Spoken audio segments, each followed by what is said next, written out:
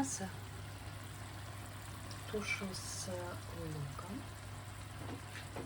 Добавила также пару чеснока. Добавляю сюда морковку.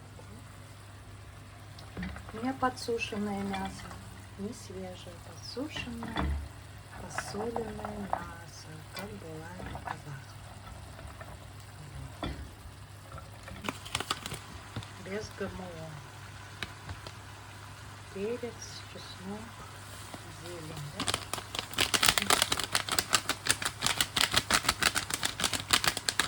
Посмотрим, какой будет вкус. Достаточно. Мясо еще сырое. То есть еще чуть-чуть потушится с морковью. А затем я добавлю воду, чтобы мясо сварилось. Добавлю помидорчик.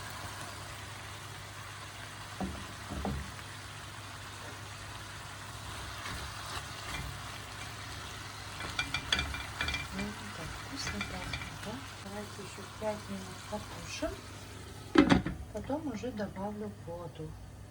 5 минут, 5-7 минут прошло. Тушится.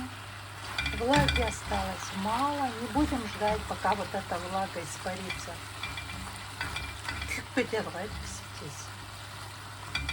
Поэтому на этом этапе наливаем воду. Мясо должно свариться. Где-то минут 30.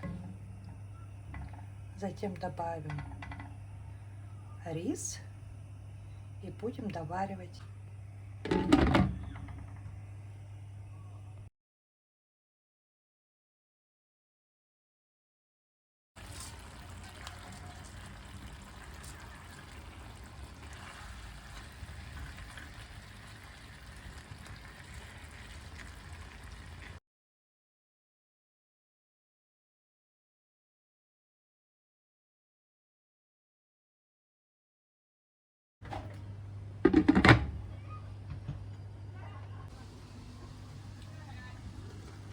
Прошло где-то 5 минут.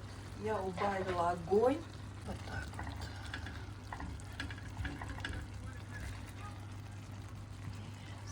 Закрываю.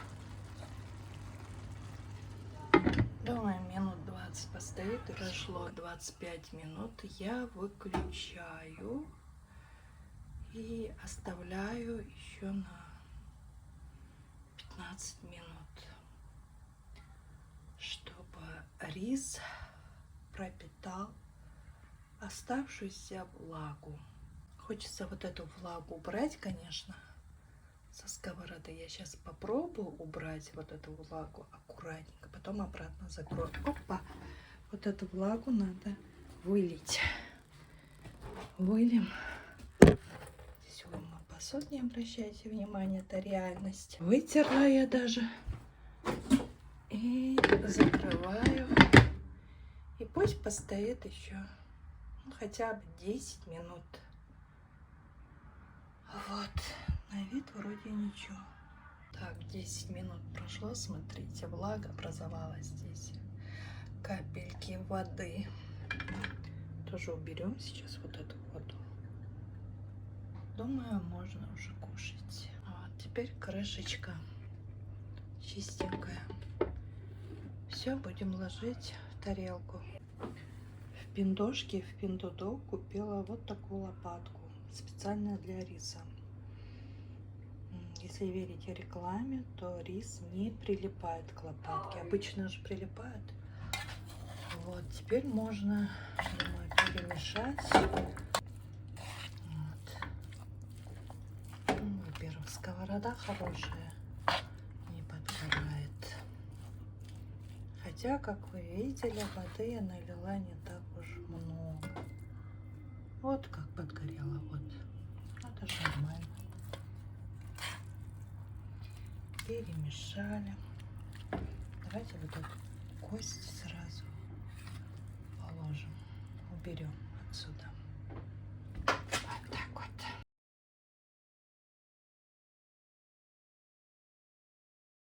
Масла я тоже много не добавляла.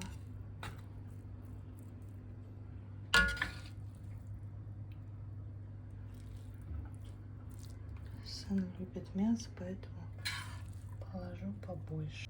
Я думала, что я рис положила очень мало, а оказалось